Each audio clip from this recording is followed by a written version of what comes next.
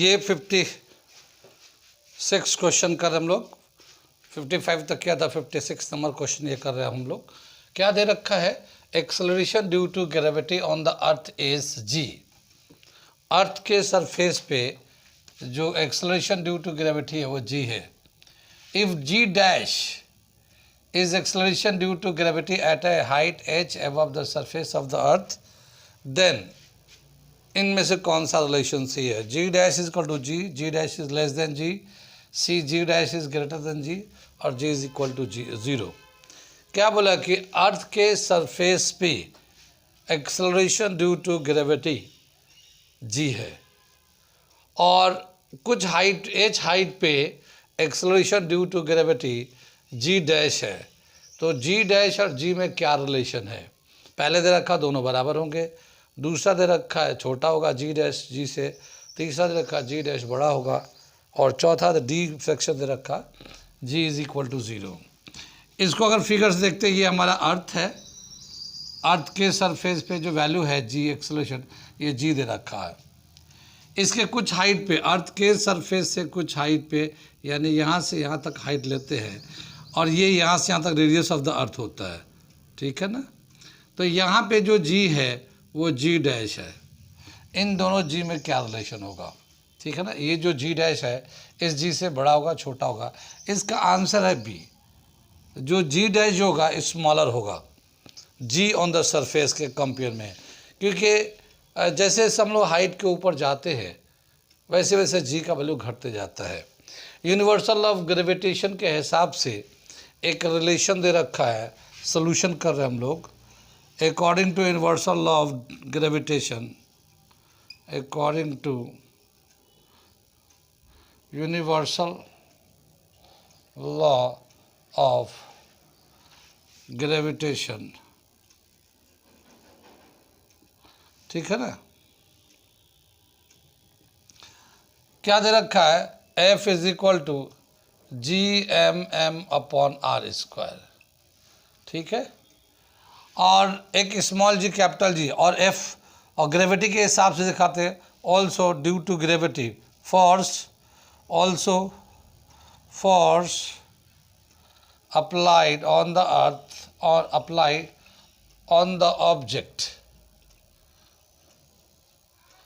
By the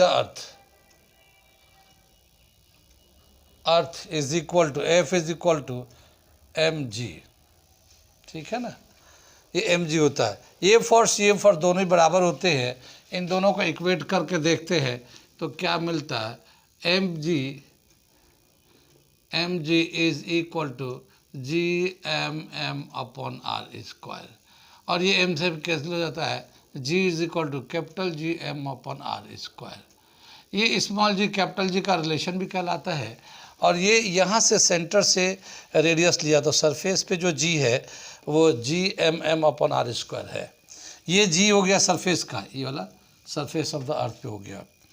अब क्या बताया कि अगर हम लोग कुछ हाइट पे ले जाते हैं तो सेंटर, अर्थ के सेंटर से डिस्टेंस नापेंगे, तो यहाँ से यहाँ तक तो रेडियस ऑफ द अर्थ होगा, और यहाँ से एच होगा, ठीक है। G on the value of G at a certain height, at a certain height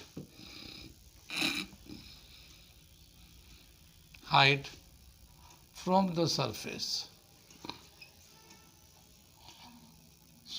of the earth, g is equal to, g dash is equal to gm upon r plus h का whole square, ठीक है।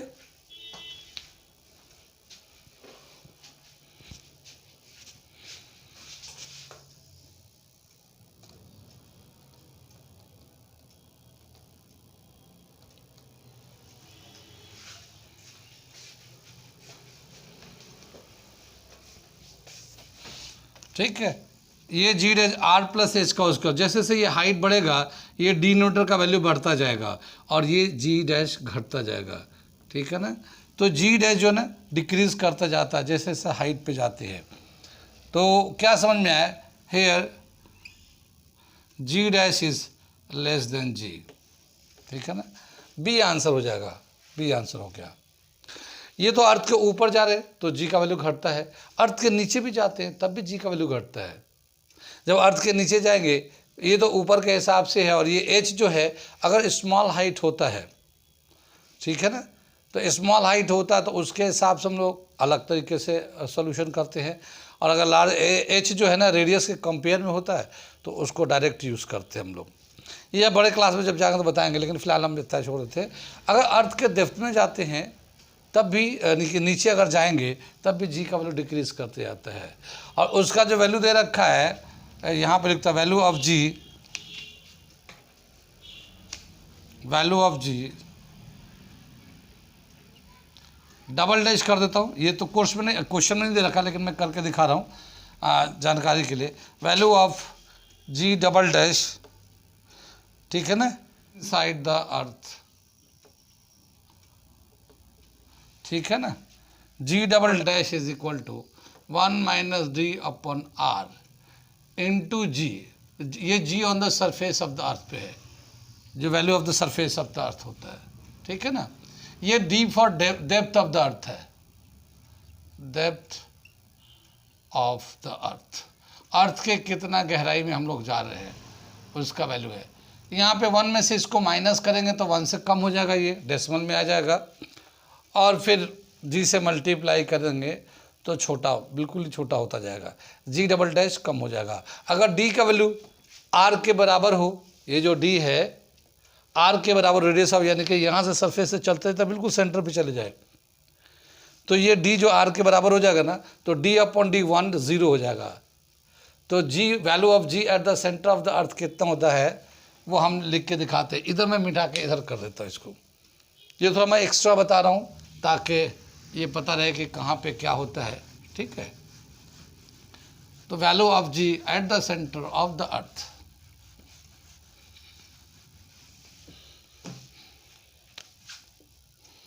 Value of ji at the centre of the earth, ठीक है ना, d is equal to R के बराबर हो जाएगा। सेंटर ऑफ अर्थ पे जब यहाँ से चलेंगे तो डेप्थ जाते जाते सेंटर पे पहुँचेंगे तो d जो है ना आर के बराबर हो जाएगा ये, ठीक है। और जब d आर के बराबर हो जाएगा तो g डबल डैश का जो वैल्यू होगा 1 minus R upon are into G, 1 minus 1 into G is equal to 0। तो सेंटर पे, अर्थ के सेंटर पे जो जी का वैल्यू होता है वो 0 होता है। Value of ji at the centre is 0, value of ji at centre of the earth is 0। ये फॉर्मूले से हम लोगों ने दिखा भी सकते, ये फॉर्मूला हमारा है, ठीक है, ये दे रखा हमारा। बाकी जैसे जैसे ऊपर जाएंगे, ऊपर जाते हैं तब भी जी का वैल्यू घटता है, नीचे जाते हैं जब भी जी का वैल्यू घटता है। सबसे ज़्यादा जो वैल्यू है जी का on the surface of the earth, on the surface of the अर्थ। एक इसका ग्राफ भी आता है, ग्राफ भी बता दूं, क्या पता क्या पूछ ले, इसका तो आंसर हो गया, ये हम बता ही दिए। तो इसका ग्राफ अगर देखते हैं वेरिएशन ऑफ जी का, कि जी कैसे वेरी करता है, तो उसका ग्राफ अगर हम लोग दिखाते हैं, variation of g, variation of value of ji, value of g, यहाँ ले लेते हैं हम लोग, ये जो है ना आर जो है स्मॉल आर कैपिटल आर के बराबर है, यानी यहाँ से हम लोग चल रहे हैं तो यहाँ पे जी का वैल्यू कितना है 0। जैसे जैसे ऊपर चलेंगे जी का वैल्यू बढ़ता जाएगा, बढ़ता जाएगा, बढ़ता है, लेकिन लीनियरली बढ़ता है। लीनियर का मतलब यहाँ पे पावर 1 का है, यहाँ पावर 1 का है, कितनी बात में, तो ये लीनियर बढ़ेगा तो ये ऐसे चलेगा यहाँ पे, ठीक है ना। जी का वैल्यू जो है ना इंक्रीज करते जाता है। यहाँ 0 था सेंटर ऑफ द अर्थ पे, यहाँ से बढ़ते बढ़ते ये आर के बराबर हुआ, यहाँ पे मैक्सिमम हो गया वैल्यू ऑफ जी, कितनी बात में। लेकिन जब बाहर जाएंगे तो ये जी सरफेस के बाहर जो है ना इस तरह से घटने लगेगा, ये स्क्वायर के टर्म में घटने लगेगा। तो स्क्वायर से जब इन्वर्सली प्रोपोर्शनल स्क्वायर होगा तो ये पैराबोलिक ग्राफ बनेगा ऐसा, ठीक है ना। तो यहाँ पे जी का जो वैल्यू है inversely proportional to R plus, इसको हम लोग स्मॉल आर ले लेते हैं, स्मॉल आर स्क्वायर, क्योंकि जो स्मॉल आर होता है आर प्लस एच के बराबर होता है। यहाँ पे स्क्वायर लगे तो इसको स्क्वायर हो जाएगा, ठीक है। और यहाँ पे जो जी जो डैश है double dash inversely proportional to R ले लेते हैं, और यहाँ पे आर का वैल्यू जो है ना 1 माइनस डी अपॉन आर हो जाएगा, ठीक है ना, 1 माइनस डी अपॉन आर। तो यहाँ सेंटर पे जीरो होता है, बढ़ते बढ़ते सरफेस पे सबसे ज़्यादा होता है, और सरफेस पे जो वैल्यू निकालते हैं उसका फॉर्मूला दे रखा है G M upon R square, ये मैक्सिमम वैल्यू है, और फिर ये डिक्रीज़ करते जाता है। तो इस तरह से वेरिएशन जी का, स्मॉल जी का ग्राफ बनता है। देख लीजिएगा आप लोगों को, इतना ज़्यादा तो नहीं होगा, लेकिन समझा दिया, थोड़ा एक्स्ट्रा बता दिया ताकि कंपटीशन में थोड़ा कंसेप्ट क्लियर है। वेरिएशन ऑफ जी, अर्थ के रोटेशन से, अर्थ रोटेट करता है और रोटेशन की वजह से हमारे दिन रात हो रहे हैं, ठीक है ना, अर्थ के रोटेशन की वजह से दिन रात हो रहे हैं। इस रोटेशन का भी इफेक्ट पड़ता है, और इसका इफेक्ट क्या होता है, जी का वैल्यू कम है। इस रोटेशन ऑफ अर्थ की वजह से जी का वैल्यू कम है। अगर अर्थ सडनली रुक जाए, कितनी बात समझ आ रही है आपको, आपको आ रही है, अर्थ अगर सडनली रुक जाए तो जी का वैल्यू बढ़ जाएगा। जैसे अभी हम लोग जी का वैल्यू अर्थ के सरफेस पे एवरेज वैल्यू 9.8 मीटर पर सेकंड स्क्वायर लेते हैं, 10 भी लेते हैं कैलकुलेशन को इजी रखने के लिए। लेकिन अगर हमारा अर्थ जो दिन रात हो रहा है रोटेशन सडनली रुक जाए तो जी का वैल्यू बढ़ जाएगा, वो 10 से ज़्यादा आने लगेगा। कितनी बात सुन में, तो रोटेशन ऑफ अर्थ का इफेक्ट भी है, और अर्थ के रोटेशन की वजह से जी का वैल्यू कम है। अगर सडनली रुक जाए अर्थ रोटेट करना तो जी का वैल्यू बढ़ जाएगा, ठीक है ना, जी का वैल्यू बढ़ जाएगा। कितनी बात समझ में आई है। क्वेश्चन नंबर 56 हम लोगों ने किया, फिजिक्स 2021-22 सेशन का जो पेपर आया था एमयू में, इसका हम लोग कर रहे थे। अगला क्वेश्चन करने जा रहे हैं 57, देखते हैं क्या है, ठीक है। 56 किया था अभी, और 57 में क्या है कि कुछ क्वेश्चन में एरर है, कुछ क्वेश्चन में एरर लग रहा है, तो इसीलिए उसके आंसर मैच नहीं कर रहे हैं। तो क्वेश्चन नंबर 7 हम 57 जो है हम इसे चेक करके फिर से उससे बना देंगे वीडियो, चेक कर लेंगे कि क्या सही है क्या गलत है। कभी कभी क्वेश्चन में कुछ गलत हो जाते हैं, गलतियाँ आ जाती है, तो इसीलिए 57 जो लग रहा है कि कुछ एरर है इसमें, तो इसे चेक करके हम फिर से करेक्ट हो सकता तो करेक्ट करके फिर से मैं बना के दिखा दूंगा कभी किसी वीडियो में। लेकिन अभी जो है ये 57 नंबर क्वेश्चन आने से 58 क्वेश्चन नंबर करने जा रहे हैं, ठीक है ना। तो 58 क्वेश्चन नंबर करने जा रहे हैं हम लोग, इसे छोड़ के, ठीक है। क्वेश्चन लिख रहा हूँ मैं,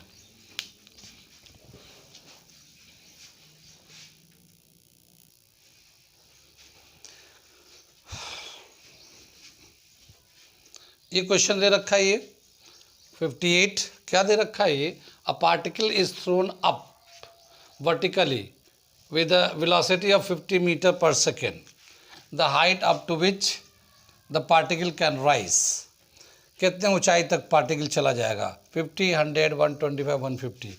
एक पार्टिकल को ऊपर की तरफ फेंका गया, उसकी स्पीड है 50 मीटर पर सेकेंड, तो कितने ऊंचाई तक वो जा सकता है, कितने ऊंचाई पे जाने के बाद फिर लौटेगा वो, तो हाइट निकालना है। तो अगर हम लोग फिगर समझते हैं, समझ करते हैं, ये एक बॉडी है और इसको हम ऊपर की तरफ फेंकते हैं, ठीक है ना, यहाँ तक जाता है ये, मान लिया ये। तो यहाँ इनिशियल जो वेलोसिटी है इसका 50 मीटर पर सेकेंड है, और फाइनल वेलोसिटी 0 हो जाएगा। ग्रेविटी जो है ना, अर्थ जो है, ये हमारा अर्थ नीचे की तरफ खींचता है, ये अर्थ जो है इसका जो भी बॉडी है अपनी तरफ खींच रहा होता है, तो इसका डायरेक्शन जो है, अगर हम लोग वेलोसिटी को वेक्टर लेते हैं तो ये अगेंस्ट द ग्रेविटी फेंक रहे हैं हम लोग, क्या अगेंस्ट द ग्रेविटी फेंक रहे हैं। और जब अगेंस्ट द ग्रेविटी फेंकते हैं तो जो जी का वैल्यू होता है वो माइनस में लेते हैं। कोई बॉडी जब ऊपर जा रहा होता है तो जी का वैल्यू माइनस में लेते हैं, और कोई बॉडी जो नीचे आ रहा होता है तो उस वक्त जी का वैल्यू पॉजिटिव लेते हैं, ठीक है ना। ये थोड़ा साइन कन्वेंशन है। जी का वैल्यू जानते हैं 9.8, अब कैलकुलेशन के लिए हम लोग 10 भी ले सकते हैं उसको, ठीक है। तो क्या दे रखा है यहाँ पे, सोल्यूशन कर रहे हैं, सोल्यूशन कर रहे हैं हम लोग। इसका इनिशियल वेलोसिटी जो दे रखा है 50 metre per second, 50 metre per second, और फाइनल वेलोसिटी जो है 0 हो जाएगा ये। और जी का जो वैल्यू लेंगे -10 मीटर पर सेकेंड स्क्वायर ले लेते हैं अगेंस्ट द ग्रेविटी के लिए। अब हमें हाइट बताना है, कितने हाइट पे जाएगा, ये एच निकालना है यहाँ से यहाँ तक, ठीक है ना। मोशन से रिलेटेड जब भी कभी इस तरह की चीज़ें करते ऊपर नीचे फेंकते हैं तो न्यूटन के जो मोशन के फॉर्मूले हैं वो हम लोग यूज़ करते हैं। क्या दे रखा है ये, V square minus U square is equal to 2-2gh। यहाँ फाइनल वेलोसिटी 0 है, इसका स्क्वायर कर लेते हैं। इनिशियल 50 है, इसका स्क्वायर कर लेते हैं। -2g का वैल्यू 10 ले लेते हैं और ये h आ जाता है। ये 0 का स्क्वायर 0 होगा तो ये -2500 आ जाएगा और ये 1020 -20 आ जाएगा। ये h माइनस से माइनस कैंसिल, 0 से 0 कैंसिल, 125 मीटर। तो ये जो हाइट जाएगा अर्थ के सरफेस से ये 125 मीटर के हाइट पे पहुंच जाएगा। इस तरह से इसका आंसर हो जाएगा सी आंसर हो जाएगा। ये कौन कौन सा स्टेप समझ में नहीं आया ये, ठीक है ना, आ रहा है, नोट करिए इसे। आगे बताता हूँ 58 के बाद 59। ये क्वेश्चन, अगला क्वेश्चन दे रखा हमारा 59, 58 तो क्या 59 है। ये अगला क्वेश्चन क्या दे रखा, wire A is of length 40 centimetre and radius 2 mm, wire B is of length 25 centimetre and radius 3 mm respectively. Ratio of resistance RA upon RB will be 5/18, 5/12, 12/5, 18/5। बोला क्या, दो वायर है, दोनों का लेंथ दे रखा है, एक का 40 सेंटीमीटर दे रखा है, एक का 25 सेंटीमीटर दे रखा है। दोनों का रेडियस भी दे रखा है, एक का 22 mm दे रखा है, दूसरे का 3 mm दे रखा है। अब हमें बताना है कि इन वायर का जो रेजिस्टेंस है, इस रेजिस्टेंस का रेशियो क्या होगा, ठीक है। रेशियो ऑफ रेजिस्टेंस निकालना है। सॉल्यूशन करते हैं हम लोग। क्या दे रखा है, L1 जो है 40 सेंटीमीटर है लेंथ और R1 जो है रेडियस जो है 2 mm दे रखा है। L2 दे रखा हमारा 25 सेंटीमीटर दूसरे वायर का लेंथ और दूसरे वायर का जो रेजिस्टेंस है 3 mm, ठीक है। रेजिस्टेंस का फॉर्मूला जानते हैं, जनरल फॉर्मूला देखा, resistance of wire, resistance of a wire is given as R is equal to rho L upon A। ये जनरल फॉर्मूला है रेजिस्टेंस का कि जो रेजिस्टेंस किस किस चीज़ों पे डिपेंड करता है। एक वायर का जो रेजिस्टेंस है किन किन चीज़ों पे डिपेंड करता है, आप लोग को आ रहा है समझ में, ठीक है ना। ये लेंथ ऑफ द वायर, जितना ज़्यादा लंबा वायर होगा उतना ज़्यादा रेजिस्टेंस होगा और inversely proportional to area of cross section of the wire. Inversely proportion तो एरिया का मतलब ये हुआ कि मोटा वायर होगा तो उसमें रेजिस्टेंस कम होगा, पतले वायर में रेजिस्टेंस ज़्यादा होगा। ये एरिया से इन्वर्सली है। तो जिस वायर का एरिया ज़्यादा होगा उसका रेजिस्टेंस कम होगा और जिसका एरिया कम होगा उसका रेजिस्टेंस ज़्यादा होगा। या यूँ कह सकते हैं मोटे वायर का रेजिस्टेंस कम होगा, पतले वायर का रेजिस्टेंस ज़्यादा होगा, ठीक है। और ये रो जो है ना रेजिस्टिविटी है, ये रेजिस्टिविटी जानते हैं, रेजिस्टेंस पर यूनिट लेंथ, एक यूनिट लेंथ पे कितना रेजिस्टेंस होता है उसी को हम लोग रेजिस्टिविटी बोलते हैं, ठीक है ना। अब अगर हम लोग पहले वाले 1 का लेते हैं या ए का लेते हैं हम लोग, लेंथ ऑफ वायर ए, ये हम लोग यहाँ पे ए ले आर ए ले लेते हैं, इसको हम लोग 2 की जगह पे बी ले लेते हैं, ये आर बी ले लेते हैं, ठीक है ना, इसको डिफ्रेंशिएट करने के लिए। अब क्या आप समझ में आया कि इन दोनों का रेशियो लेते हैं are A upon R B, तो आर जो होगा ना रो एल ए अपॉन ए ए, ठीक है ना, rho L B upon A B, area of second wire, ठीक है ना।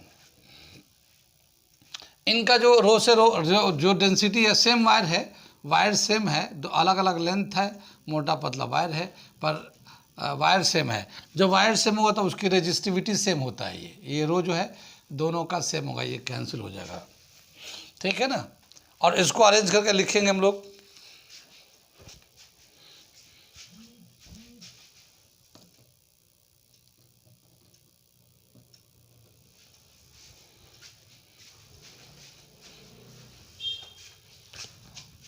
तो क्या आ जाएगा, ये एल ए ऐसे ही आ जाएगा ऊपर में, ये एल बी आ जाएगा और ये ए ऊपर चला जाएगा, area of wire B upon area of wire A, इस तरह से आ जाएगा।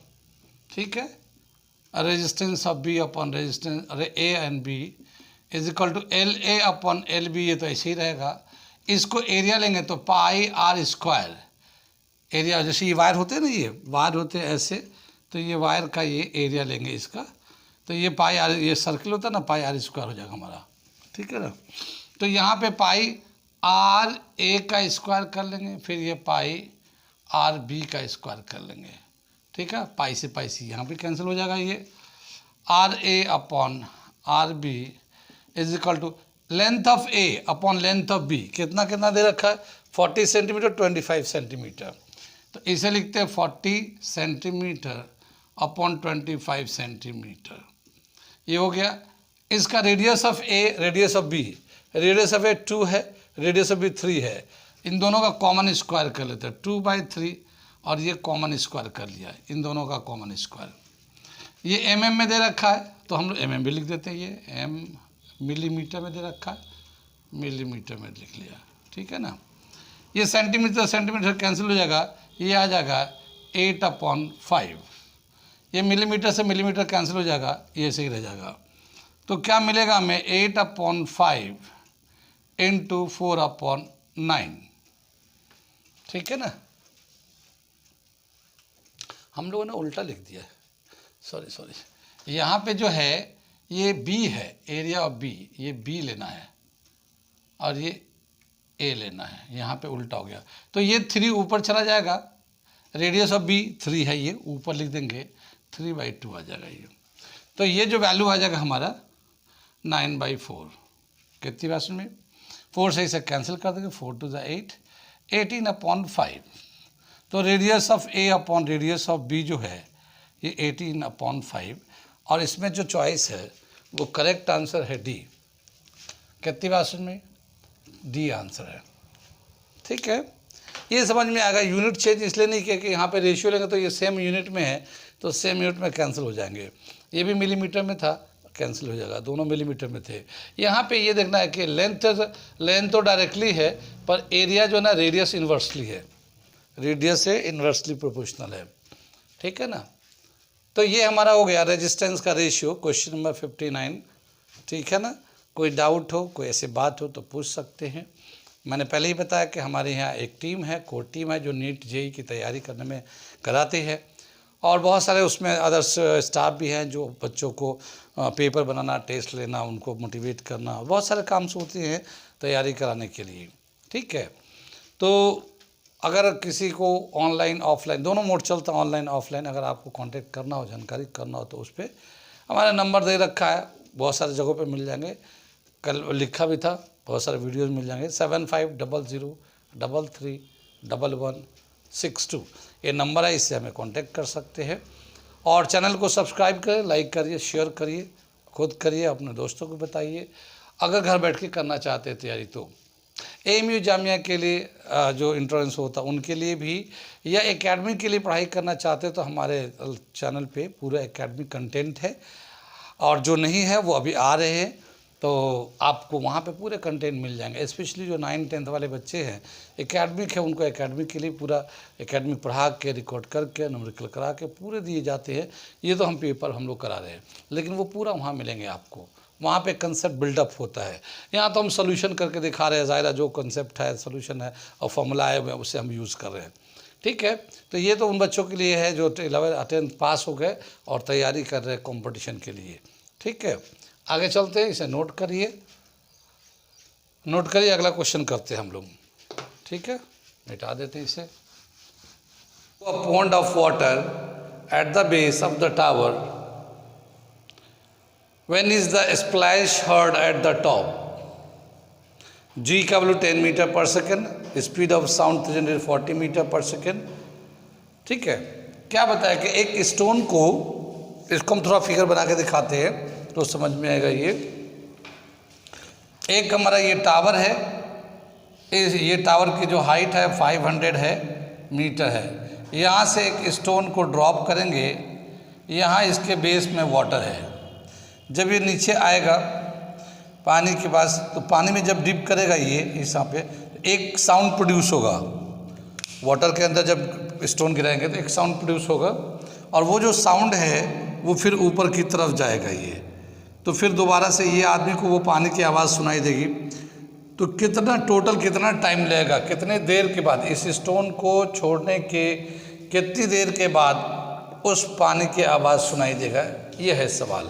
A stone is dropped from the top of a tower 5 meters high into the pond of the water at the base of the tower.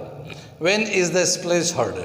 कब आवाज़ सुनाई, कितनी देर के बाद पानी की आवाज़ सुनाई देगी टॉप पे। जी का वैल्यू में 10 लेना है, स्पीड ऑफ साउंड जो है 340 मीटर पर सेकंड यूज़ करना है। ये क्वेश्चन जो ना बुक का दे रखा है, NCERT क्लास 9 का साइंस का जो बुक है उसमें साउंड चैप्टर है, उसका एक्सरसाइज दे रखा है, उस एक्सरसाइज का क्वेश्चन नंबर 13 है ये NCERT से एज इट इज़ दे रखा है। इसे करते हैं, कितना टाइम लगेगा तो देखते हैं। सबसे पहले जब इस स्टोन को गिराएगा तो यहाँ से यहाँ तक जाने में कितना टाइम लगेगा। सॉल्यूशन कर रहे हैं हम लोग। व्हेन स्टोन इज ड्रॉप्ड, या फिर ऐसा करते हैं, when time taken to reach the stone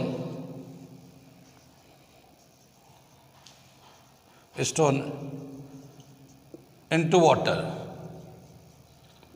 ठीक है ना। पानी में जाने में कितना टाइम लगेगा, इसको T1 ले लेते हैं हम लोग। T1 जब ऊपर से गिरा रहे होंगे तो T1, तो इसको H is equal to, formula use करेंगे, H is equal to UT1 plus half GT square, T1 square, ठीक है। इसका जो हाइट है 500 मीटर है, यहाँ पे लेते हैं इसको, ये 500 मीटर है ये, और ये U इनिशियल वेलोसिटी जब ड्रॉप करते हैं, तो जब ड्रॉप करते हैं ना तो उस वक्त इनिशियल वेलोसिटी 0 होते हैं।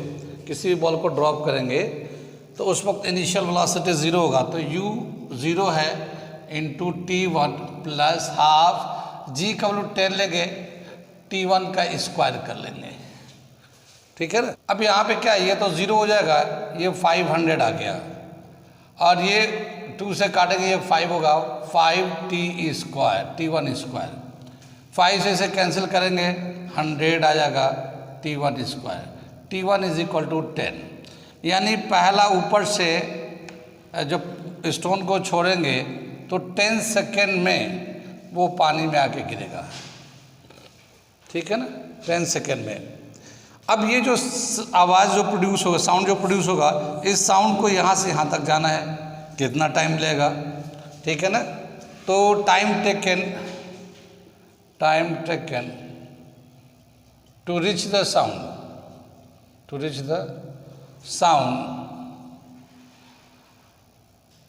On the top, to the top, ठीक है। यहाँ से यहाँ तक जाने में कितना टाइम लगेगा, तो ये जो है सिंपल हम लोग लेंगे, time is equal to distance upon speed, T2 ले लेते हैं, डिस्टेंस अपॉन स्पीड, कितना डिस्टेंस है और कितनी स्पीड है इसकी, ठीक है ना। डिस्टेंस दे रखा 500 मीटर और स्पीड है 340 मीटर पर सेकेंड। 0 से काटेंगे, ये आ जाएगा 25/17, इसे डिवाइड करेंगे तो T2 आ जाएगा 1.47 सेकेंड, ठीक है ना, 1.47 सेकेंड इसको लगेगा यहाँ से यहाँ तक। अब टोटल टाइम कितना लग हो गया, इसको 10 सेकेंड आने में, 1.4 सेकेंड इसको वापस साउंड को जाने में, तो टोटल टाइम कितना हो जाएगा, उतने टाइम के बाद वो स्प्लेश सुनाई देगा, वाटर में जो एक आवाज़ पैदा होगा वो सुनाई देगा। तो टोटल टाइम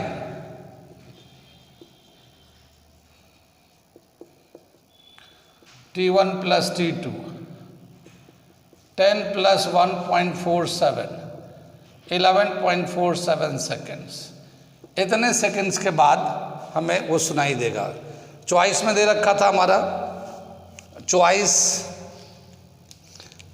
यहाँ पे जो था वो रह गया लिखना, इसको लिख देता हूँ मैं यहाँ पे, कोई बात नहीं। यहाँ पे जो चॉइस दे रखा था ये ए चॉइस दे रखा था 10 सेकेंड्स, बी दे रखा हमारा 11.47 सेकेंड्स, सी दे रखा ये 12.37 सेकेंड्स एंड डी दे रखा मैं 13.23 सेकेंड्स। ठीक है ना, ये हमारा चॉइस था ये। तो हमारा आंसर हो जाएगा ये, बी आंसर हो जाएगा। ठीक है ना, 11.47 सेकेंड। कितनी बात सुन में ये एक सब क्वेश्चन हुआ, इसका आंसर समझ में आ रही बात। आगे देखते हैं 61 क्वेश्चन करते हैं। ये तो एनसीईआरटी का एज इट इज था, समझ में आ रहा तो ठीक है, अच्छी बात है।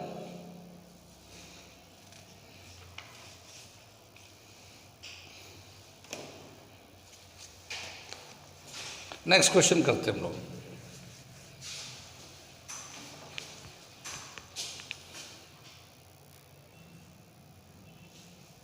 ये अगला क्वेश्चन कर रहे हैं हम लोग, क्वेश्चन नंबर 61। क्या दे रखा है ये, in a hydro power plant, hydro power plant में क्या होता है। हाइड्रो पावर प्लांट जानते हैं, एक इलेक्ट्रिसिटी बनाते हैं वाटर को स्टोर करके। वाटर को डैम बनाते हैं, पानी को स्टोर करते हैं, बहुत हाई एल्टीट्यूड पे वाटर को स्टोर करते हैं। फिर उस वाटर को गिराते हैं टरबाइन पे, टरबाइन जो है रोटेट करता है और फिर वो टरबाइन रोटेट करके इलेक्ट्रिसिटी को जनरेट करता है। वो जो कंसेप्ट है इलेक्ट्रिसिटी जनरेट करने का, वो magnetic effect of electric current 10th class का फिज़िक्स के चैप्टर में हमने थोड़ा उसको एलैबोरेट करके एक्सप्लेन किया है। आप जाके वहाँ पे आप देख सकते हैं कैसे जनरेटर इलेक्ट्रिसिटी को जनरेट करता है, जनरेटर। तो उसमें क्या करते हैं, इसमें बेसिकली पावर प्लांट में, जैसे ये हाई ऑल्टीट्यूड पे, ठीक है ना, हाई ऑल्टीट्यूड पे ये वाटर को स्टोर किया जाता है। ठीक है ना, इधर से वाटर, और ये पानी को फिर गिराते हैं इसको। ठीक है, यहाँ पे हमारा जनरेटर है जो जनरेट करेगा, इसके टरबाइन बाहर की तरफ निकले हुए इस तरह से ऐसे। अब जब ये पानी गिरेगा इस पे गिरेगा, ये टरबाइन जो है ना इस तरह से रोटेट करके, ये ब्लेड टाइप के हैं, जब जाके व्यू देखेंगे तो समझ में आएगा। पर ये इस तरह से रोटेट कराते हैं फ़ैन की तरह। जब ये रोटेट करता है तो इसके अंदर पूरा सिस्टम बना हुआ है जनरेटर का, वो इलेक्ट्रिसिटी को जनरेट करता है, फिर स्टोर करते हैं यहाँ पे। तो इस तरह से वाटर का जो इतने हाइट पे रखा हुआ है, इसका जो पोटेंशियल एनर्जी है mgh, पोटेंशियल एनर्जी, वाटर का पोटेंशियल एनर्जी, वो हम लोग इलेक्ट्रिसिटी में कन्वर्ट होता है। बेसिकली ये जो वाटर का पोटेंशियल एनर्जी है, उस एनर्जी से टरबाइन को रोटेट करते हैं, और जब टरबाइन रोटेट करता है तो चेंज इन फ्लक्स होता है, चेंज इन फ्लक्स होता है तो इंड्यूस्ड ईएमएफ होते हैं, इंड्यूस्ड करंट होता है। तो वहाँ पे करंट जो है ना प्रोड्यूस करते हैं और स्टोर करते हैं। कितनी बात सुन रही। तो हाइड्रो पावर प्लांट में ये होता है। तो क्या लिखा आप चॉइस में क्या दे रखा है, ए बी सी डी में। ए में water is converted into steam to give electricity, पानी को स्टीम बनाते हैं और स्टीम से फिर इलेक्ट्रिसिटी प्रोड्यूस कराते हैं। ये एक तरीका है इलेक्ट्रिसिटी बनाने का, मगर ये हाइड्रो पावर प्लांट में नहीं होता है। इसको हम बोलते हैं थर्मल पावर प्लांट में। किस में? थर्मल प्लांट में, थर्मल प्लांट में होता है। थर्मल प्लांट में क्या करते हैं, किसी भी फ्यूल के जरिए से कोल है उसके ज़रिए हम लोग जला के वाटर को हीट करते, स्टीम बनाता, और स्टीम से एक प्रेशर जो है बनता, उसी प्रेशर से टरबाइन को रोटेट कराते हैं। ठीक है ना। तो ये थर्मल पावर प्लांट का प्रिंसिपल है, हाइड्रो पावर प्लांट में नहीं होता। दूसरा लिखा chemical processing of water produce electricity, water का केमिकल प्रोसेसिंग करते हैं, यानी वाटर को केमिकल ट्रीट करते हैं, फिर उससे इलेक्ट्रिसिटी जनरेट करते हैं। ऐसा भी नहीं होता हाइड्रो पावर प्लांट में, तो ये भी करेक्ट नहीं है। Potential energy of the stored water is converted into electricity, water के पोटेंशियल एनर्जी, जो वाटर में जो पोटेंशियल एनर्जी स्टोर होता है वो इलेक्ट्रिसिटी बनाता है। ये एक करेक्ट आंसर है इसका। ठीक है ना, ये इसका करेक्ट आंसर है सी। वाटर के अंदर जो पोटेंशियल एनर्जी होता है उसी का इलेक्ट्रिसिटी बनाते हैं। फोर्थ क्या दे रखा, kinetic energy in the stored water is converted into electricity, अगर स्टोर्ड वाटर है यानी कि पानी ठहरा हुआ है, और ठहरे हुए पानी में काइनेटिक एनर्जी कैसे होगा? पोटेंशियल एनर्जी तो हो सकता है, लेकिन काइनेटिक एनर्जी तो रनिंग वाटर में होता है। काइनेटिक एनर्जी एसोसिएटिव होता है, कोई भी बॉडी जब मूव करता है उसके हिसाब से। तो मोशन से काइनेटिक एनर्जी होता है, तो इसलिए स्टोर्ड वाटर में काइनेटिक एनर्जी नहीं होता है, और फिर इलेक्ट्रिसिटी का तो इशू ही नहीं बनता। तो इस तरह से ये एक करेक्ट नहीं है, तो सी करेक्ट आंसर हो गया। कितनी बात समझ में आई? ये हुआ क्वेश्चन नंबर 61 फिजिक्स का। ठीक है, अगला क्वेश्चन करने जा रहे हैं हम लोग। Next question,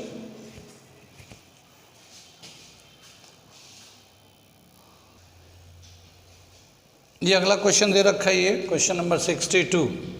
a body of mass 5 kg initially in rest is moved by a horizontal force of 2 Newton on a horizontal smooth surface. The work done by the force in 10 seconds is। ठीक है, क्या बोला कि एक body है 5 kg का, वो rest में है, उस पे एक 2 न्यूटन का फोर्स लगाकर उसे मूव कराया गया। 10 सेकंड के बाद कितना वर्क डन होगा? वर्क डन इन 10 सेकेंड, कितना वर्क डन होगा 10 सेकेंड के बाद? अगर इसको हम लोग देखते हैं, सपोज करते हैं ये एक ऐसा टेबल है, एक बॉडी है, इस पर एक फोर्स लगाते हैं 2 न्यूटन का, तो ये मूव करेगा इधर, ठीक है, डिस्प्लेसमेंट करेगा, तो कितना वर्क डन होगा वो वर्क डन निकालना है हमें। ठीक है ना, सोल्यूशन दे रहे हैं इसका। बॉडी तो इनिशियली रेस्ट में था, initial velocity u is equal to 0 लेंगे। ठीक है, फाइनल वेलोसिटी हमें पता नहीं है, यहाँ तक पहुँचेगा तो कितना वेलोसिटी होगा, लेकिन इसका मास दे रखा, mass of the body m दे रखा है 5 kg का। ठीक है, फोर्स कितना लग रहा है? Force applied F is equal to 2 newton. कितनी बात सुने? आगे चलते, फाइनल वेलोसिटी अगर निकालना चाहते हैं, v is equal to, now final velocity जब यहाँ से यहाँ तक चलेगा तो फाइनल वेलोसिटी क्या होगा? u plus at। यहाँ पे टाइम भी दे रखा, टाइम रह गया, टाइम जो ना 10 सेकेंड दे रखा, तो 10 सेकेंड के बाद इसकी वेलोसिटी के कितने हो जाएगी? ये फाइनल वेलोसिटी निकालना है। यहाँ रेस्ट में था, जब 2 न्यूटन का फोर्स लगेगा 10 सेकेंड के बाद इसकी फाइनल वेलोसिटी कितनी हो जाएगी, ये निकालने हम लोग। ठीक है, तो इसका जो दे रखा final velocity v is equal to u, initial velocity तो 0 है, इनिशियल वेलोसिटी 0 है, एक्सेलरेशन नहीं दे रखा है, तो एक्सेलरेशन को चाहें तो हम लोग फोर्स अपॉन मास लिख सकते हैं, एक्सेलरेशन, और ये t ले लिया। ठीक है ना, फोर्स अपॉन मास हो जाएगा एक्सेलरेशन। कितनी बात सुन? v is equal to, force कितना 2 न्यूटन का लग रहा है, मास कितना 5 kg, टाइम कितना 10 सेकेंड। ठीक है ना, तो फाइनल वेलोसिटी जो आ जाएगा 4 मीटर पर सेकेंड। 10 सेकेंड के बाद इसके जो फाइनल वेलोसिटी होगा वो 4 मीटर पर सेकेंड हो जाएगा। वर्क डन का हमें वर्क डन निकालना, work done force into displacement होता है, या work done change in kinetic energy भी होता है। Work done is equal to, work energy theorem पढ़ा हम लोगों ने, work done is equal to change in kinetic energy, kinetic energy. Energy theorem के हिसाब से वर्क डन जो होता है ना, चेंज इन काइनेटिक एनर्जी के बराबर होता है। यहाँ होगा final kinetic energy minus initial kinetic energy, final होगा half m v square half m u square. Half m common लेंगे, v square minus u square ले लेंगे। हाफ मास तो 5 kg का है, फाइनल वेलोसिटी 4 का स्क्वायर कर लेते हैं, इनिशियल वेलोसिटी 0 का स्क्वायर कर लेते हैं, तो ये 4 का स्क्वायर 16 हो जाएगा, ये 0 ही आ जाएगा, तो क्या आ जाएगा ये हमारे पास, ये आ जाएगा 1/2 5 × 60 16, 4 का स्क्वायर 16, 2 से काटेंगे 8 और ये आ जाएगा 40, तो 40 जूल का वर्क डन हो जाएगा। Work done is equal to 40 joule. यहाँ आंसर दे रखा हमारा 40 जूल, सी आंसर होगा इसका। समझ में आ रही बात? यहाँ से चाहे तो यहाँ समझ में आ रहा तो ठीक ही है, वरना यहाँ लिख देता हूँ मैं, work done is equal to ½ m/v², ½ m mass 4 है और v 4 का 5 है, 4 का स्क्वायर किया, ½ × 5 × 16 to 8 40 जूल। ठीक है ना? तो 40 जूल का हमारा ये वर्क डन आ गया हमारा। ये वर्क डन एनर्जी थ्योरम होता हमारा एक, उससे हम लोगों ने इसे किया है। बहुत अच्छा थ्योरम है वर्क एनर्जी थ्योरम का, एक बहुत अच्छा थ्योरम है और उसके बेस पे ये कंसेप्ट अक्सर आते रहता है ऐसा क्वेश्चन। ये जो मेन कंसेप्ट था उसी कंसेप्ट पे सवाल बनते हैं, जैसे तैसे सवाल नहीं बनते, जहाँ जहाँ कोर कंसेप्ट है उसी कोर कंसेप्ट को बेसिक बनाकर उससे सवाल बनते हैं। तो देख रहे हैं कि कितने सवाल हैं फिजिक्स के और कितने कंसेप्ट है, कितने न्यूमेरिकल्स हैं। ठीक है ना?